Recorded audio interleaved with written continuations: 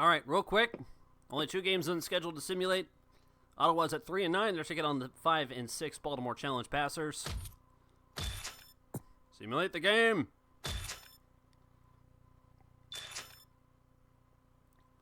The Challenge Passers have too many active players.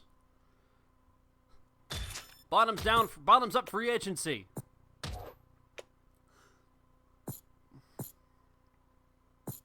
No.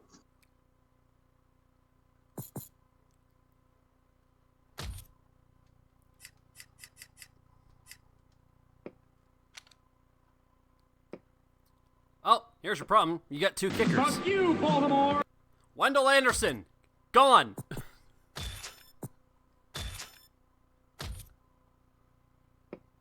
It's the lowest. Normally, it's the lowest ranked player who is a kicker. However, in this case, since there's 2 kickers, you can get rid of 1. The Ottawa ALLCAPS are at 3-9. They're taking on the Baltimore Challenge Passers at 5-6. Simulate the game. He can finally kick with his elbow again. I agree. And Baltimore gets the win, 40-28. Ottawa goes to 3-10, which means as a result of this, Ottawa is now in contention. Yes, they are. They're about to be a 2-time tanker. And in our other game, we have the Kansas City Mahomies at 3-8, taking on the Augusta Duffers at 5-7. Kansas City is also in contention as well. Simulate the game. Augusta gets the win, 55-44. Kansas City Mahomies dropping to 3-9, and they stay in contention. Let's check the player stats here for Baltimore and Ottawa. Let's see. Greg's getting involved. Baltimore, Patterson. Yeah, it's a Patterson game. 6 touchdown game for Ernie Patterson. The backup coming in 19 of 30 for 234 yards, 6 touchdowns and interception.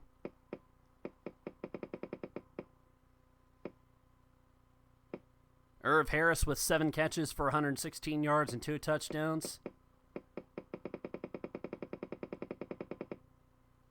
And Dick Johnson adds in 16 stops.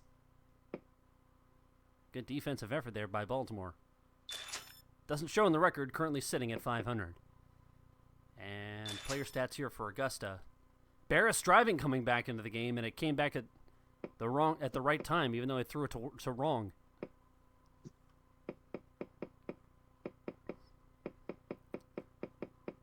I mean, you hate to say it, but I think at this point, Salakadou Labebe has just been shellacked. He's had a rough year. Hall of Fame career, but just he hasn't been the same. And then Thomas gets an 11-yard pick 6. 22 points in the 4th quarter to finish it out. Jake Thomas coming in for the injured Barris driving. 21-31 for 225 yards and 6 touchdowns. Labibity with 2 rushing touchdowns. Not much to be said there. Dexter Johnson and Phoenix Wrong finishing almost identical.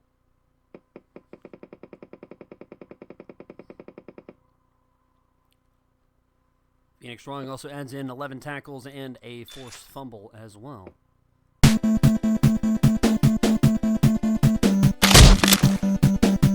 All right, folks, let's go ahead. Before we get to the Week 15, let's take a look first at the injuries. There's only 4 teams that played, so I don't think there's much that's going to be... Let's get to the injury reports.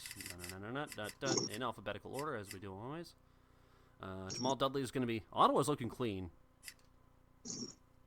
South Park is clean, and they're on a bit of a run. I'd watch out for them.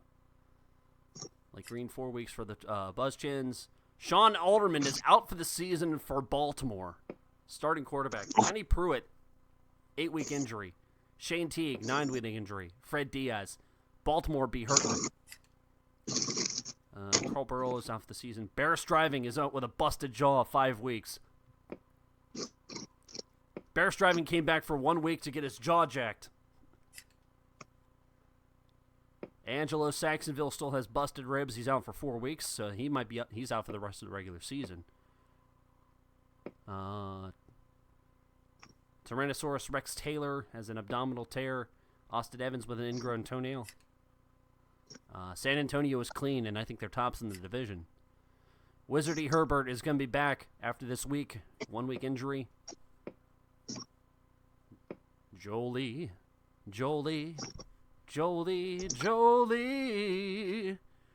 Fucked his backup is out 6 weeks. Kansas City is not looking good. Henry Coleman and Lamont Starks out for the season.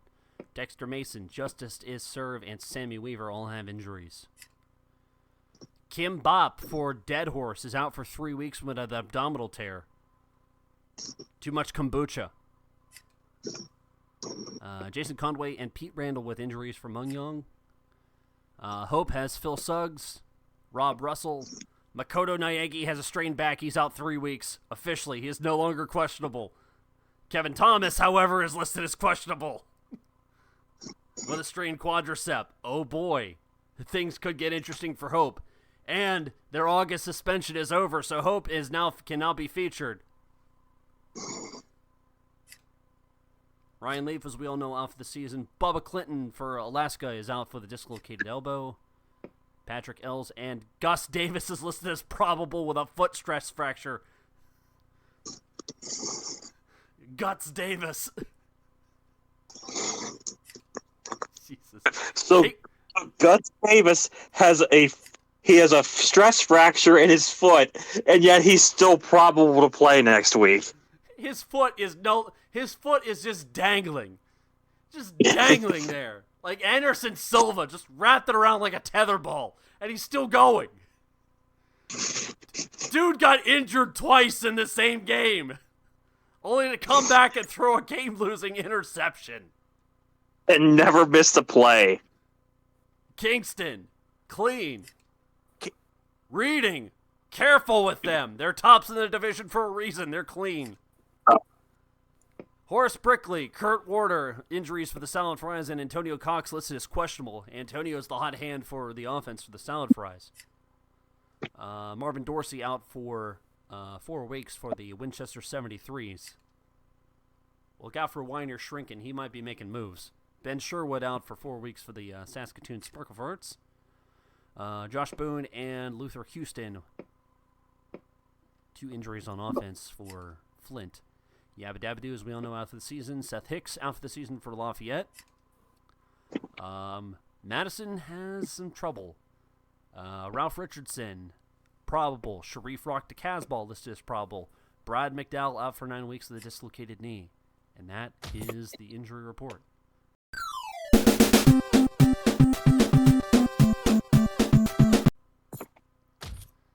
Week number 15. We'll do the standings after we figure out, well, let's do the standings right now. Sorry to withhold you with bated breath. Bated, stinky breath. Right now, in the American East, we have Winchester and San Antonio. Both are at 8-4. Tops, they are currently tied in their division. On the flip side, Reading and Kingston, as it were to stand, if the playoffs were to begin today, Reading would get the top seed. Number 2 would either go to Winchester or San Antonio, depending on the... Thank you. A little late there, Mikey, but that's fine. Number 2 seed would either go to Winchester or San Antonio. And 3rd and 4th seeds would go to Kingston, and the 3rd or 4th seed would go to Kingston. Still in contention is Dinosaur, Baltimore, vaguely. Lawn Fair and Flint are playing for Tank Bowl. And so are the ALLCAPS at 4-10. Mungyoung and Lafayette, if they make a run, they make 4-10. No, it's 3-10. 3-10. 3-10. It feels like 4-10. Win. You didn't even play. Oh yeah, you didn't win. That's right. 3-10. Contention, baby. Winchester. So Boston could make a move. Lafayette and Mungyoung could make it to an 8-8 finish. Crazier shit has happened. But it's safe to say they're going to have to run the table in these final 4 weeks. One way or another. Mm-hmm. Same goes with Baltimore. That's a tough division. 2 games back of Kingston, and the way Baltimore's been playing with them mounting up their injuries. It's not looking good. But, hey, still plenty of football left to be played. National Midwest, we got Dead Horse with the commissioner's table at 10-2. They are tops in the league, so they would get first seed. Madison would get third or fourth seed. Burbank would get the number 2 seed. The number 3 seed would go to Madison, and the 4th seed would either go to Hope or would go to Pittsburgh. Oh, God. Salad Fries are on a 3-game skid. They're on a slump. Still in contention, South Park and Alaska. Kansas City, safe to say, I think are going to be running out of contention here. Because pretty much Kansas City would have to win out, and then the entire division goes to shit in order for them to get a stand a chance. Yes. Yeah. National Midwest is looking pretty stacked. You got Madison, and then you have Hope, which is a game back. Hope right now would be holding. They're kind of on the tide for the 4th seed. Saskatoon's at 6-6, Fighting Polygons at 6-7, and Augusta is at 6-7. So National Midwest is looking very undecided for that illustrious 3rd and 4th seeds. Buzzchins do have tiebreaker over Pittsburgh, I believe. Yes. Yeah, Buzzchins have tiebreaker, so Salad Fries can finish no higher than 3rd seed. Mikey Lou, I would like to point out the year before I won Tank Bowl, we had a round robin for Tank Bowl. Yes. So right now, as it stands for Tank Bowl, Ottawa 3-10. Right now, Flint is tops in the Tank Bowl with 2-10, but they still have a bye week to go. So we have, if it were to finish today, Flint would have the top seed in the Tank Bowl, and then we would have the tanking would be Lawn Fair and Ottawa. No, it's a 3-way tank-in. Oh. Lawn Fair, Kansas City. Lawn Fair, Ottawa, and Kansas City. Oh, God. Now, if Flint were to win and we all get the 3 wins, then it's a 4-way and then it's just a single elimination tank-in. 2-game tank-in, and then we have our Tank Bowl decided. Yeah. The Flintstones, I believe, have allowed... oh, wow. Lawn Fair has allowed 581 points this season. How many points of the ALLCAPS allowed? 461. Yeah, 400 and either 481 or 461. I think that's an 8. That's an 8. We'll call it an 8. No, that's a 6. You sir? Because Mung and Mungie have 487. Okay, That's clearly an 8 for Mung Young. Yeah, I see the difference. I see it. It's the curve of the 6. It's the way the pixel looks in the light. Yeah. But then the 6 has that slant at the top there, and this one doesn't have that slant there, so I think it's an 8. Yeah. I mean, if we sort it, to be sure. If we sort it, yeah, 481. Or is it? Yeah, because that'd be 482, and then. But then, if you carry the 3, oh fuck, I don't know. Look, it's been a long night. It's been a long fucking night. We're done at 10:30. Once we get things already finished out here for the schedule, we're gonna go ahead and we're gonna raid somebody. I don't know who we're gonna raid. I don't know. We'll think of somebody. We'll probably throw you over to Towie's channel. She's doing Cocarina of Time, maybe. Trying to see who else here.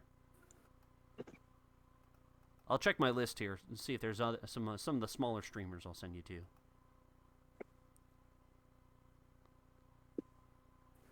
Got a wrestler named Matt Oman who's doing SmackDown versus Raw 2011. We're going to send you over there. I believe he's a wrestler was a wrestler for Ring of Honor. I believe still is.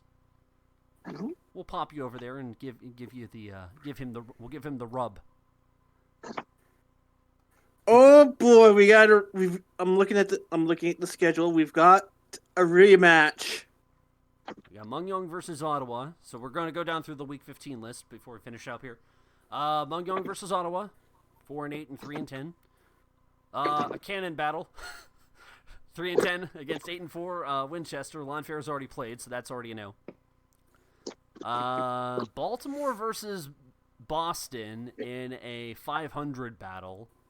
The battle of mediocrity. That's for the Jeff Fisher Bowl. The Stones against the Gorditas. Oh Lord. Oh no. Stones have already played. Dead Horse versus Dinosaur. Dead Horse has already played though. Yeah. Hope versus Saskatoon. Ooh. I think that is division. Yeah. It is too. Count me in. All right. Kingston versus Lafayette, 8-4 against 4-8. That's okay. Reading versus Fighting. Fighting's already played though. Madison versus Kansas City. Interesting. We'll come back to that. Buzzchins versus South Park. We're going to hold on that one. Alaska versus Pittsburgh.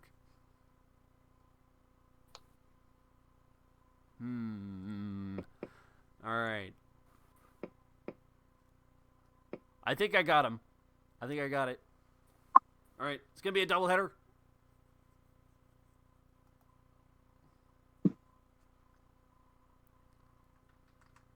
Week 15 games will be as follows.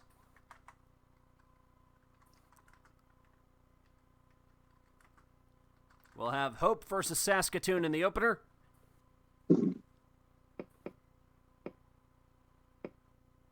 And we'll have Madison versus Kansas City.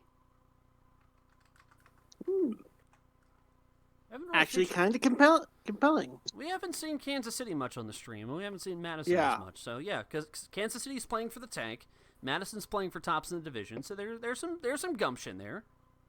Yeah, there's some gumption there. I like it. No, Marty, no. No, we don't always need a football after dark. No, we don't. No. Besides, Pittsburgh is not permitted to do football after dark. I still have I'm a sicko, and I still have nightmares about the last time the salad fries were on football after dark. We could do Baltimore versus Boston football after dark, but I don't know really if that would solve anything because they're. It's mediocrity. It's mediocrity. Why don't I just put on the lo-fi hip hop? Just put on some smooth jazz. We'll make it football after dark. All right, fuck it, mediocre. And we're playing for Jeff Fisher's mustache. For Jeff Fisher's mustache, it's Baltimore versus Boston. Football after dark for Jeff Fisher's mustache. That's what the government wants you to think. Get out of here. Stop it. Prepare the smooth jazz. Prepare. Yeah, Baltimore hasn't been featured much. I agree. All right, so we'll do a football after dark next week on Week 15. All right, so that will do it for tonight. We are done reasonably early.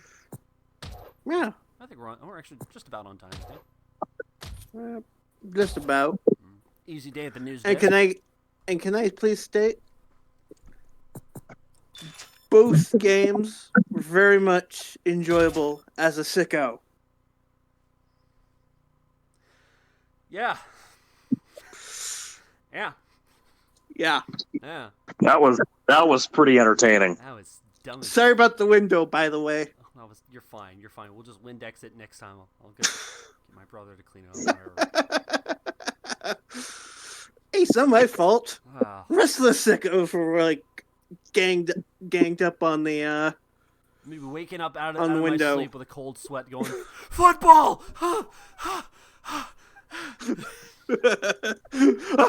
Football! What day is it? Football! What day is it? It's Christmas. Field goals! It's Christmas, Scrooge.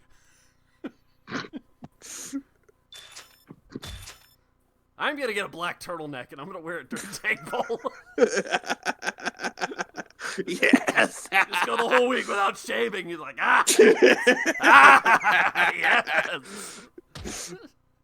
I would just have to shave, like just get some stubble, because I've got my beard going. I need AI for give me a sickos trophy.